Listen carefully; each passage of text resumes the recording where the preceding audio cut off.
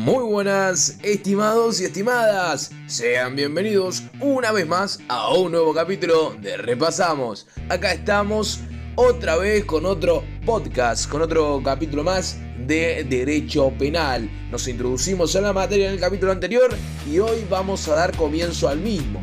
¿Era necesario? Sí, era necesaria esa introducción. ¿Por qué? Porque si entras medio perdido, bueno, te ibas a perder aún más. Hoy sí que sí.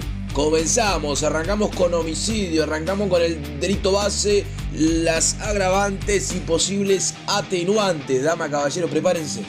3:10 en adelante, Prepárense, vamos a darle.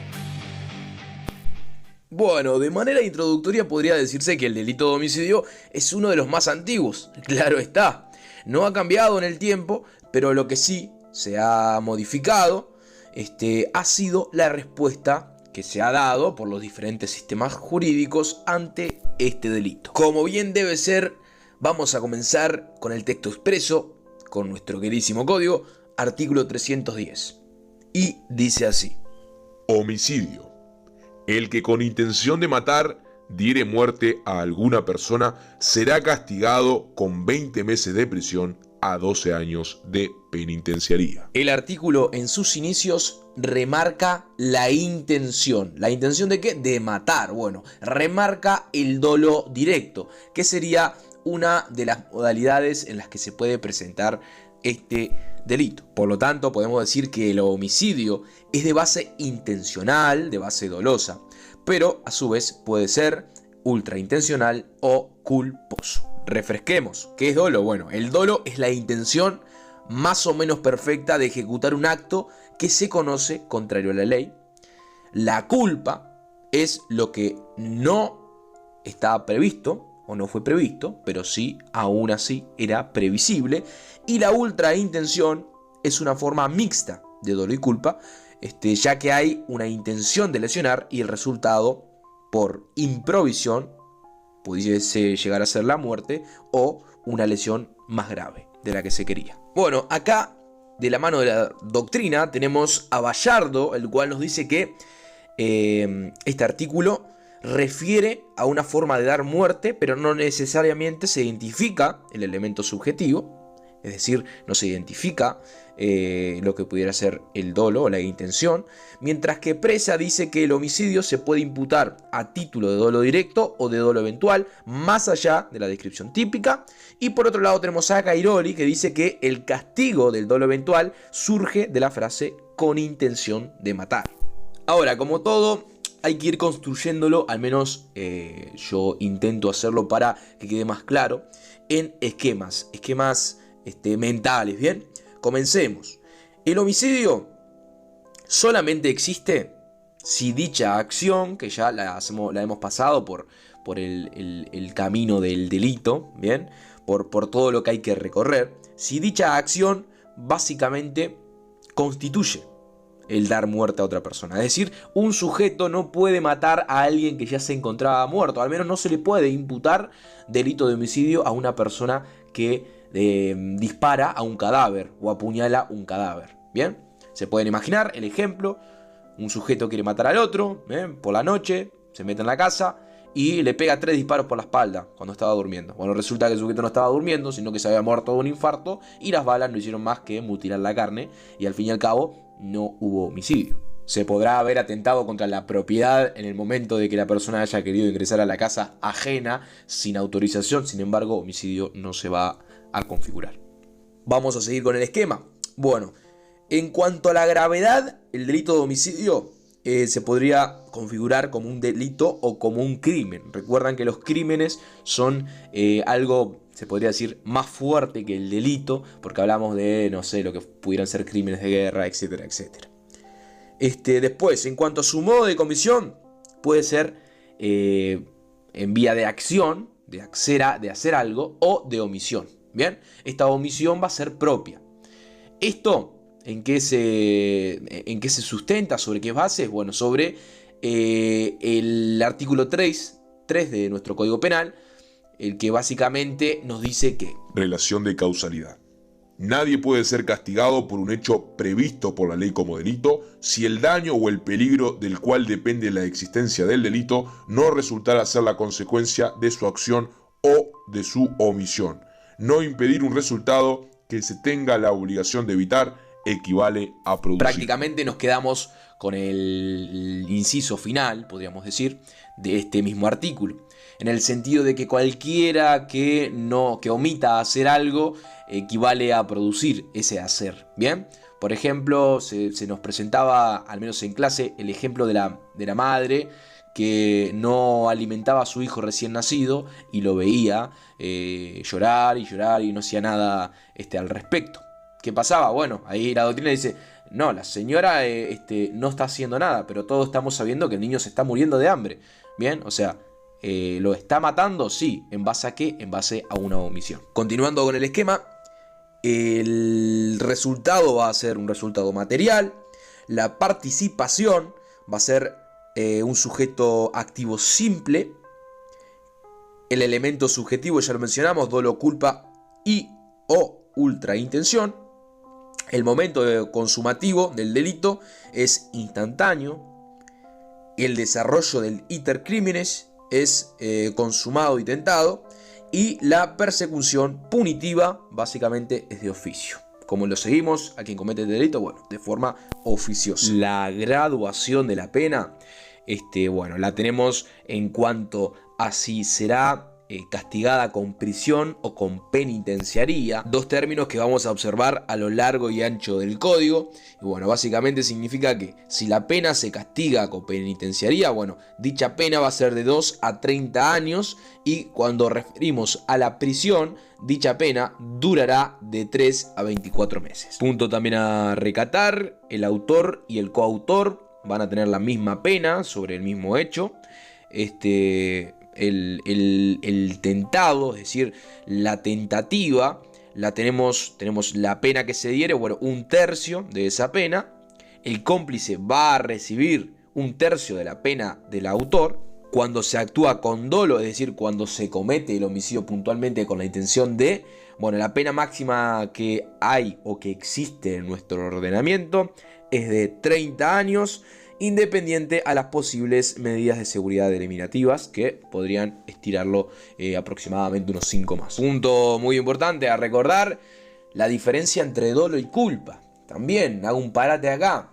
La culpa, recordando de la parte general de esta asignatura, se va a partir desde un hecho lícito. Bien, por ejemplo, el conductor ebrio que va manejando, va borracho, y bueno, desgraciadamente atropella a alguien. ¿Qué va a pasar ahí? Bueno, va a ser un homicidio culposo. ¿Por qué? Porque se parte de algo lícito. Él venía manejando. ¿Estaría o no bajo sustancias? Sí, a lo mejor sí, es cuestionable, pero sin embargo él no tenía el dolo, la intención de matar a alguien, sino que lo hace por culpa. Después también tenemos al dolo eventual, el cual es un hecho con un arranque ilícito, es decir, un hecho relevante para el derecho penal, por ejemplo, el disparar un arma y que pase algo. Es decir, en el dolo eventual, el sujeto ve el resultado como probable, pero lo acepta para el caso que se produzca. Es decir, si dispara un arma en una cacería y pensé que era el chancho jabalí y no le pegué al chancho jabalí sino un compañero, bueno, acá estamos hablando de un dolo eventual. ¿Por qué? Porque eventualmente se lo presentó, lo previó y va a aceptar el resultado en caso de, ¿será Martín o será? Bueno, pimba, disparo igual, porque me interesa más el caso. Y eso es lo que reprocha el derecho, ¿no? Bueno, después, como comentaba, el tema de la culpa.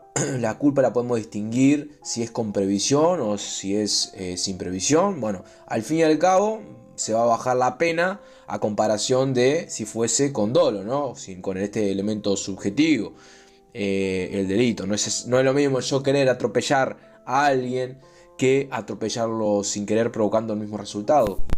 Cerrando este paréntesis que pretende dejar, hacer un poco de memoria.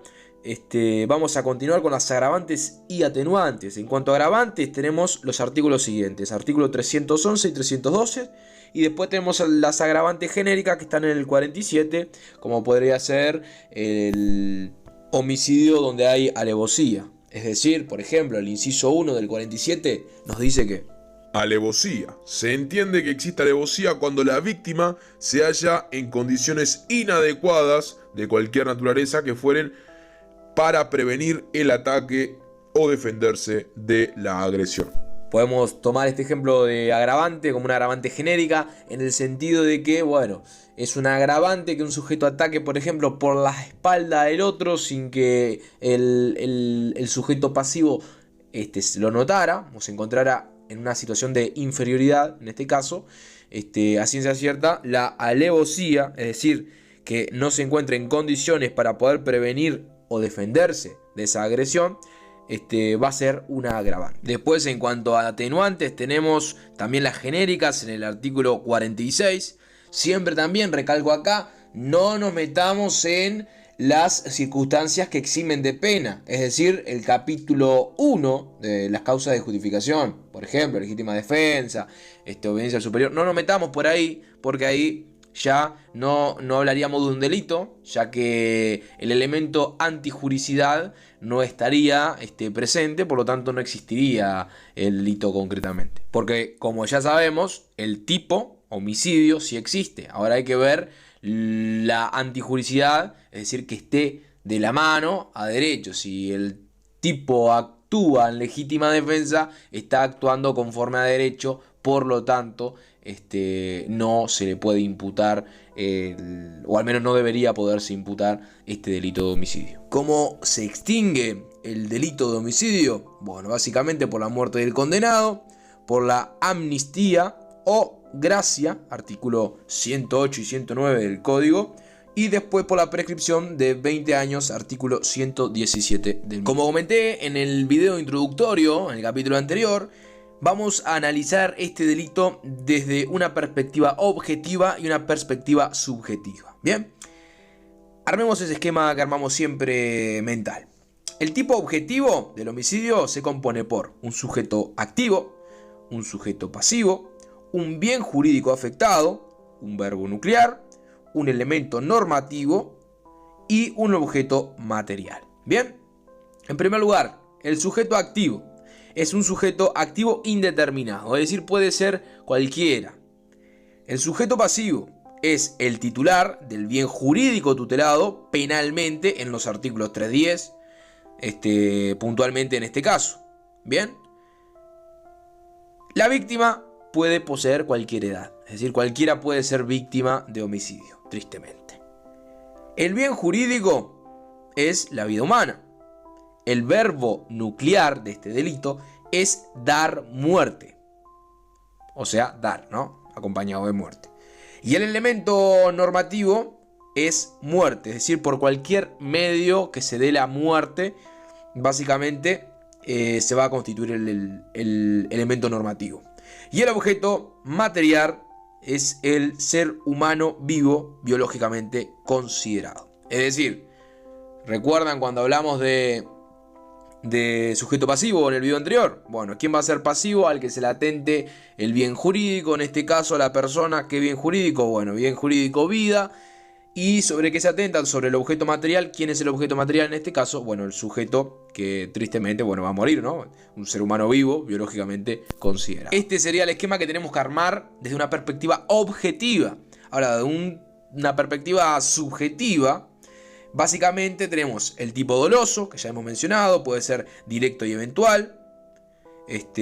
Puede también estar el tipo culposo y el tipo ultra intencional. Siguiendo a Langón, tenemos que el homicidio se castiga a título intencional, es decir, a título de dolo, en el 310, el delito base, a ultra intencional en el 319 y en su tipo culposo en el 314, homicidio culpable. Este tema abre a debate en cuanto a la vida humana y su origen. ¿Cuándo existe el ser humano? Bueno, ¿cuándo existe la vida humana? Bueno, siguiendo a Langón, comienza en la concepción. Es decir, la unión de los gametos femeninos y masculinos. Y ahí se genera el concepto. El concepto penal de persona alcanza a el feto maduro. Es decir, a el niño en proceso de nacer. Y vamos a utilizar el criterio de separación del claustro materno, es decir, el niño de la panza de la mama, para marcar el límite entre el aborto y el homicidio. El homicidio es la destrucción de la vida humana independiente, siguiendo el criterio mencionado, el criterio de la separación del claustro materno. Es a partir de que la persona se separa del claustro materno que se puede o se considera homicidio. Antes de que el niño haya sido separado de dicho claustro, estamos frente a un aborto, luego estamos, como comenté, frente a un homicidio. Cosa muy importante a remarcar, en nuestro código penal no existe el término asesinato, no se encuentra en el código. Se encuentra en una ley especial, que sería la ley 18026, ley de delitos de lesa humanidad. Sin embargo, en el código no. El asesinato solo puede cometerse a título doloso. El asesinato, en algunos casos, se penaliza con pena de muerte en ciertos países. Es decir, tienen penas más graves. El asesinato gramaticalmente denota una mayor gravedad. Suele relacionarse con causas más graves. Por ejemplo, el envenenamiento. Sin embargo, como comenté, no existe el asesinato, sí existe el homicidio. Bueno, gente, se supone que con lo que llevamos ya entendemos que es el delito de homicidio, el 310. Ahora vamos a pasar al 311, que serían las agravantes especiales del mismo delito. Bien, siguiendo la normativa actualizada, el artículo 311 nos presenta 4 incisos que vamos a ver como agravantes especiales. En primer lugar, el primer inciso hace hincapié en calificar a la víctima. Es decir, el delito anterior del 310, el delito de homicidio, se va a agravar cuando tenemos un vínculo. Este vínculo, ¿qué nos deja? Bueno, analizándolo, nos da un elemento de conciencia. Es decir, la persona que comete el homicidio sobre ese otro sujeto que tiene un vínculo con él, es decir, cuando la persona conoce ese vínculo, podemos decir que el dolo se agrava. Por eso hablamos de un doble dolo. Hay 2 dolos: el dolo de querer matar y el dolo de matar a esa persona por ser quien es. Es decir, por ser un ascendente, un descendiente, un legítimo, o sea, descendiente legítimo o natural, un hermano, padre, hijo adoptivo, cónyuge, concubino, concubina, todo lo que nos dice el 311. Inclusive, el mismo artículo continúa diciendo, agregando concubino, concubina, también cuando se cometiere contra la persona del ex cónyuge o el ex concubino o concubina, o de alguien con quien el agente tuviere o hubiere tenido una relación de afectividad e intimidad de índole sexual, si el vínculo anterior o actual fue la causa del delito. Es decir, siguiendo los primeros criterios no vamos a tener problema. ¿Por qué? Porque si habla de un ex concubino, habla de un concubino. Acá es cuando empieza a volverse engorrosa la cosa, cuando empieza a mencionar a un vínculo cualquiera, un vínculo que tuviera de afectividad con la persona difunta y el agente. ¿Bien?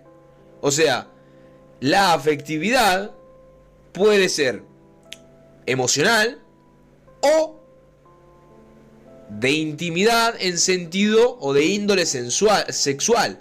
Si el vínculo anterior es el objeto o causa del delito, básicamente se va a agravar. ¿Por qué se pone engorrosa la cosa acá? Porque se puede tener afectividad sin tener una relación sexual, o se puede tener una relación sexual sin tener una afectividad, es decir, sexo por el mero sexo. Acá comienza a complicarse la cosa. Y es por eso que tenemos que leer detenidamente. Parafraseo: teniendo una relación de afectividad e intimidad de índole sexual. Esa E nos dice todo. Es decir, no habla de un doble recurso, un doble requisito. La E suma, es decir, no resta, no da espacio. Habla de un doble requisito. Se tiene que dar la afectividad y la intimidad de índole sexual conjuntamente para entrar dentro de este agravante. El inciso 2 del 311 menciona a la premeditación. Tenemos que ver qué entendemos por premeditación. Se pueden imaginar que sería el ir pensando la cosa de antemano. ¿Bien? Perfecto. Sí, es ir pensando. Pero ¿desde cuándo? ¿Desde hace una hora? ¿Desde hace 3 horas? ¿Desde hace una semana? Tenemos que entender que nuestro derecho va a castigar o va a decir que se premedita en todas aquellas instancias donde el sujeto, el actor, se pudo detener. Es decir, imagínense, la mujer, para cambiar el ejemplo típico, quiere asesinar a su esposo. Es decir, la esposa quiere asesinar al esposo. La mujer al hombre en este caso. Quiere hacerlo y lo premedita. Una semana antes voy a comprar un arma, voy a comprar balas. Bien, lo pensó. Ahí el derecho le está diciendo, che, pará, calmate, no lo hagas, no lo hagas. Le está poniendo la primera traba psicológica. La mujer dice, no, voy a comprar una caja más por las dudas que le erre los 35 tiros.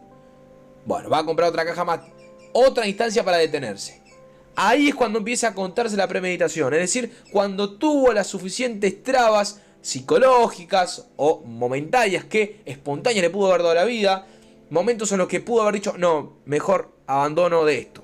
Eso es lo que castiga, es lo que recrimina el derecho todas esas veces que se pudo haber detenido en su accionar. Muy bien, habiendo entendido la premeditación, vamos a pasar al inciso 3 que dice por medio de veneno. Bueno, acá hay que entender la concepción que tengamos de veneno puede ser variada, depende de lo que nos encontremos en tribunales, pero a ciencia cierta, una concepción restrictiva, el veneno es. ¿Qué queremos decir? El veneno es algo creado con el fin de envenenar. No podemos entender al azúcar, por ejemplo, o a la sal como veneno cuando lo utilizamos a la sal como medio para asesinar a un hipertenso. Bueno, no la vamos, al menos desde mi lógica y desde la mayoría de los tribunales, no vamos a entender a la sal como veneno por habérsela dado como medio para asesinar a un sujeto hipertenso. Bien, veneno es el químico, es lo formulado y creado para dar muerte a una rata o lo que fuera. Ahí sí estamos hablando de venenos. Pero sal, azúcar, harinas, celíaco, bueno, ahí es muy confuso, depende del tribunal, pero en su mayoría veneno lo veremos con una concepción restrictiva. Y finalmente vamos a el inciso 4 de este mismo artículo, en el cual se nos menciona que si el sujeto fuere responsable de un homicidio anterior ejecutado con circunstancias atenuantes. Acá, cuando se refiere a anterior, ¿habla de la reincidencia? No habla de la reincidencia. Solo que debe ser anterior. Porque inclusive no habla ni de concurso, ni de reincidencia, ni de habitualidad, cosa que veremos en el 312 en las circunstancias agravantes muy especiales. Sino que habla de un homicidio anterior. El término anterior lo deja abierto, por lo tanto puede ser un homicidio previo o un homicidio simultáneo inclusivamente. Ahora sí, corrijo algo anterior, no nos presentaba 4 incisos, sino que son 5 los incisos que nos presenta el 311. Y el quinto inciso nos dice que si se hubiese cometido en presencia de una persona menor de edad, puede ser, cuando refiere a presencia de personas menores de edad, no tiene por qué ser 2, 3, 4 personas, sino con que sea frente a una de estos menores, ya estaría contando esta agravante. Muy bien, estimados y estimadas, dejamos por acá. Acá queda el artículo 310, 311, más la introducción de este delito. Vamos a continuar en la próxima reunión, en el próximo podcast, con el artículo 312 y siguientes. Seguimos con homicidios, seguimos, sí, porque si no hacemos. Nos vemos en la próxima. Cuídate, chao, chao.